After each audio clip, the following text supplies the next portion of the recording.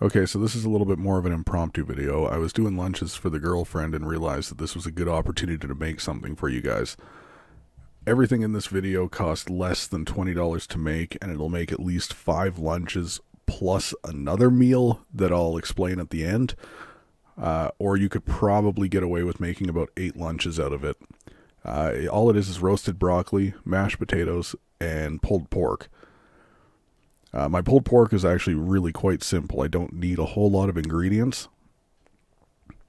The only seasoning I use out of laziness is seasoning salt, because I usually do this on a Saturday and I want something simple.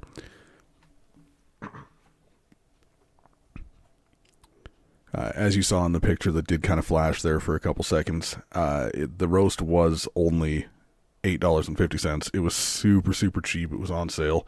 Otherwise, this probably wouldn't be made.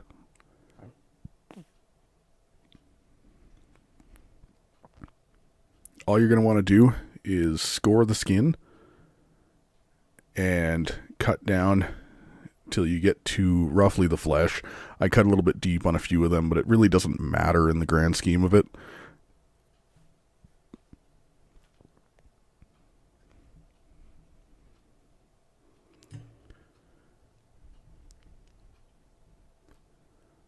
Also, sorry for no actual kitchen audio. Unfortunately, the location where I was filming it was a little bit loud, and it would have taken forever to try to clean up the distortion in the audio.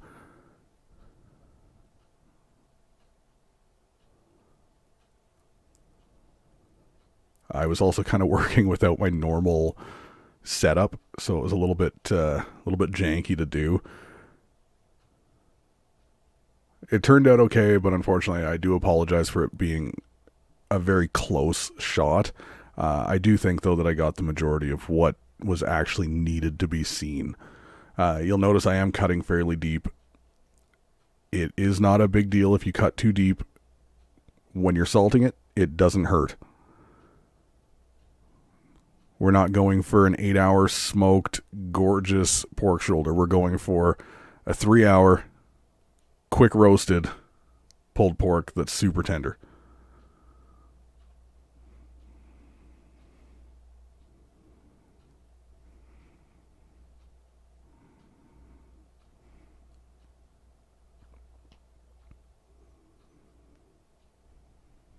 As you can see, the whole skin is diamond now, and all I'm going to do is very liberally put on seasoning salt. You do not have to be stingy. When you bake this, it will end up going in to all of the crevices, and all it does is add flavor. Short of adding plain MSG along with the seasoning salt, this I've found is the best for just fast flavor. As you can see, I do try to rub it into a lot of the crevices there, especially in the larger ones. Rotate it as needed, and make sure that you get the whole thing covered. I'm just cutting off a little piece of skin there that was kind of a straggler and unneeded. I do take the meat off it, though. The other thing is that at the end of this, I don't actually use the skin. You'll notice it's fairly gelatinous. It can be used for other things, like for instance, if you were to save the gelatinous skin and use it along with the broth at the very end that I will show you in the pan, you can make a hell of a soup base out of it. But it is still quite greasy, and honestly, it's just not something that we usually tend to eat. But completely up to you, of course. And I wasn't kidding when I said liberal. Like, you coat the crap out of this thing.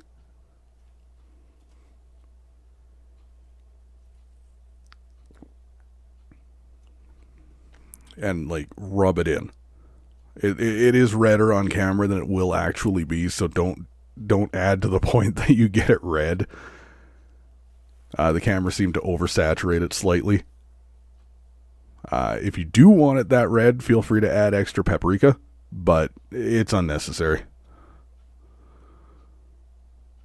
I just added a little bit more salt here at the end just to cover up the skin a little bit more. Again, probably unnecessary, but it's pulled pork. It should taste good. So on your left side, there's 1 cup of water. And on the right side, this is something that you can change if you don't have it in the house in your normal pantry. Don't go out and buy it if you aren't going to use it. But I put apple cider vinegar in, and then regular white vinegar. You don't need to use both. I just like the little bit of an apple taste that it has to it. Other than that, it's just chipotle chili pepper and peppercorns. If you don't have peppercorns, you can use ground pepper, just use less of it. Peppercorns give a little bit of a nicer aromatic flavor, whereas a ground peppercorn, it can be a little bit more harsh if used too much. Right now I'm just tossing in a few pinches of sugar because the base of my brine, I don't actually want it to just be vinegar. I want it to be a slightly tangy, sweet brine. You'll also notice I don't add any extra salt to my brine. The reason for this is in the next shot, you'll see that I actually pour my brine over the skin. When I do that, it's going to wash away some of the salt and put that into the brine. All I do is whisk this up, and it's good to go.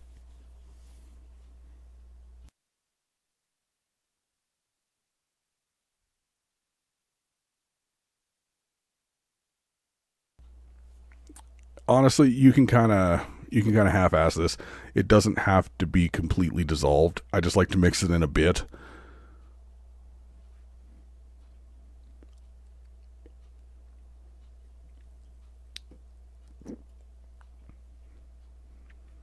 I do recommend this to absolutely anybody making any sauce, unless it's something that's obviously going to hurt you. Taste it. Taste every sauce you make, because that gives you a preliminary idea of whether or not you've made something that's balanced or if it's going to be too much of something. That was exactly what I wanted. Lightly tangy, lightly sweet. That's it. So pour it over slowly. You don't want to wash everything off, but expect some of it to come off the skin, as you'll see here. See how it leaves behind quite a bit in the crevices and on the skin itself. Now, a good chunk of this, I'm just going to run around the edge.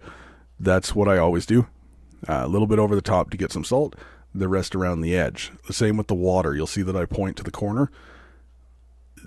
Just pick a corner. It doesn't matter.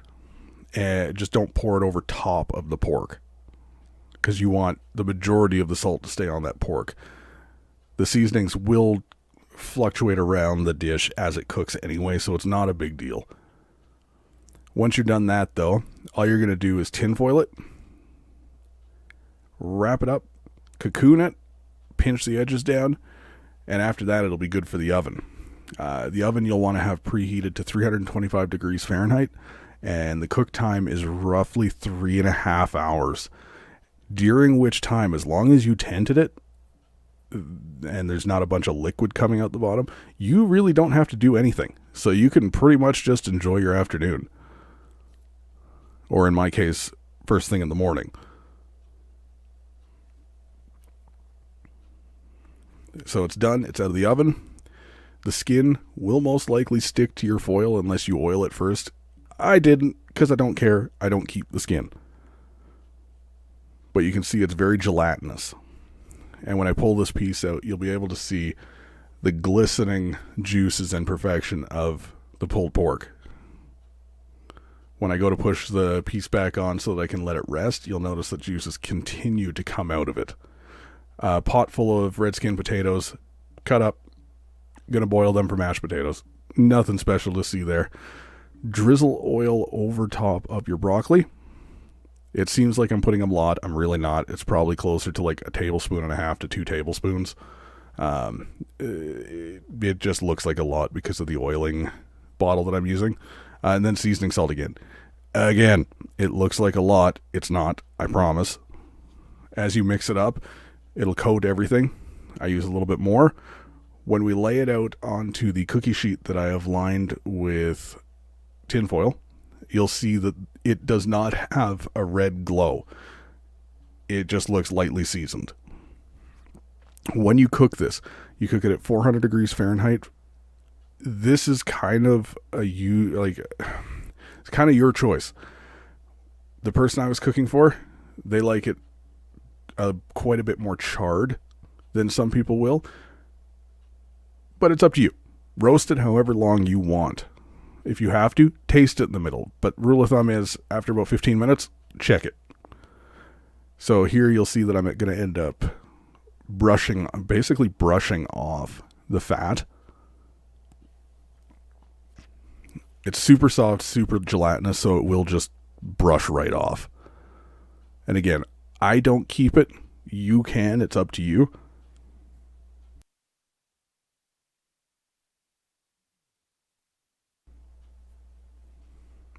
See how easy that comes off? I'm not honestly cutting. I'm kind of just scraping with my knife. If you see any meat come with it, obviously feel free to salvage it. But for the most part, that main skin and fat will come off as just its own. You can see a few spots where I cut a little bit deep and a bunch of salt in them, but that's fine because in the end we're going to shred it anyway.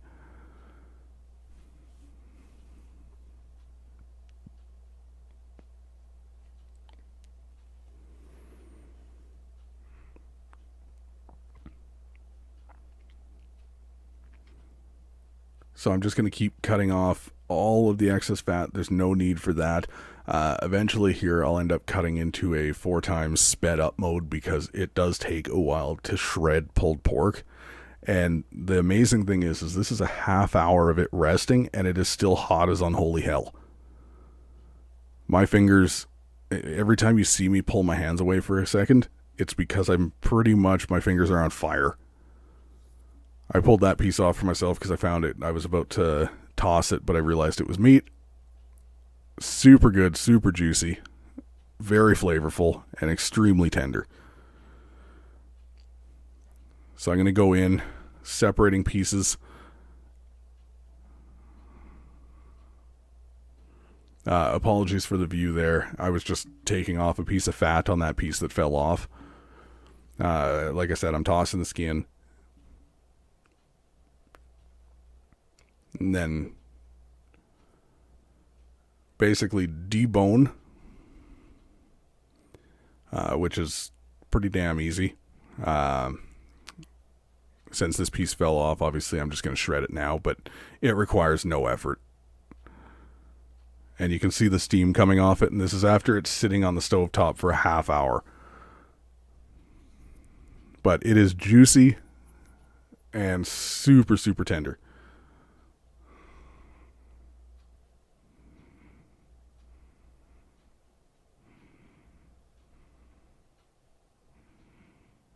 So I sped it up here because honestly, I probably spent about 15 minutes plus just shredding this thing. I took the bone out there, or one of the bones out. You'll see me pop the other joint out shortly here. And of course, little pieces for the chef. But basically, I shred the hell out of this for the next 12 minutes or so. Some of it is going to be easier than others. Like I said, if I honestly had all day, I probably would have left this in the oven a lot longer. But for 3.5 hours, once you mix all the different pieces of the meat together from the darker to the leaner, it doesn't matter. Especially not for your lunches. Now, with the lunches themselves, you definitely have the opportunity to freeze a good chunk of them. They freeze quite well. Mashed potato freezes fine. And the roasted broccoli, it's just a little bit soggy when you microwave it. Otherwise, they do just fine. Right in about this area here, I pretty much burnt my fingers.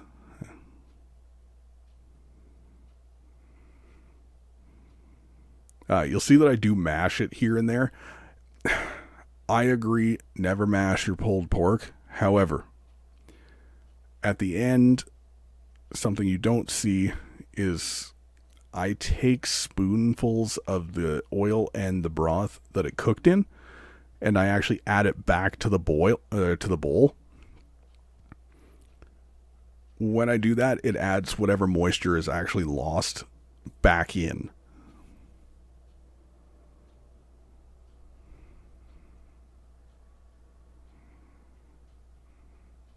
I promise I'm not chopping it there. I am shredding it completely. This just happens to be a section that is a little bit more tough, and an extra hour in the oven probably would have fixed. This was super, super tender.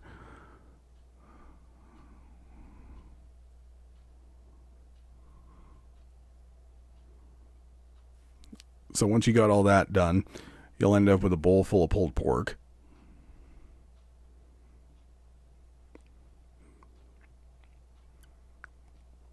And this is where I was saying I add 3 or 4 scoopfuls of a mixture of the oil and the broth. It makes sure and guarantees moisture, as well as adds a bunch of extra flavor back in that if you aren't somebody who's going to barbecue sauce it,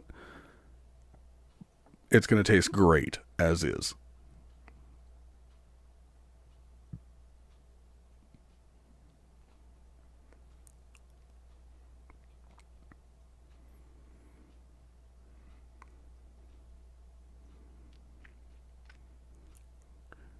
And coming up, yes, this was a non-stick pot. And I say it was because it's already been mangled to no end.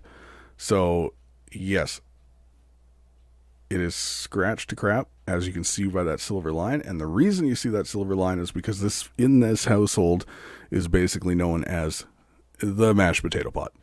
That line was caused by a electric mixer that you'll see me using today. I tossed a couple pads of butter into it, and then milk. I do not have measurements. It's all to eye. If I gave you a measurement, you would say, oh, it's too dry. Oh, it's too wet. But every potato cook is different. You can't just pick.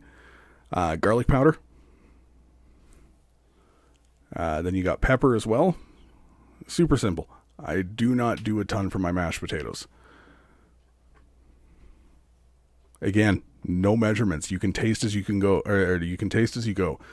You can never take away, but you can always add.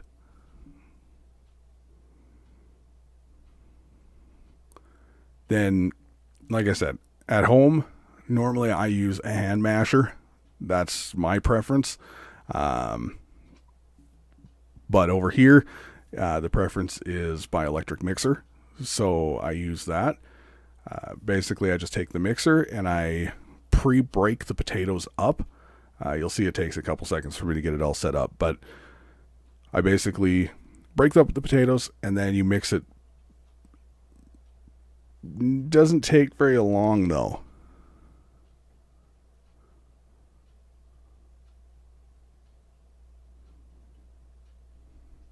For this part, be happy you have no audio. It's goddamn loud. Basically, though, just mash the big quarters up a little bit.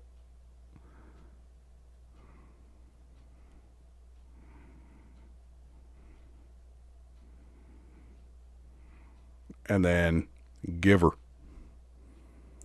I don't know if this will work with every hand mixer. However, this hand mixer seems to do it really well.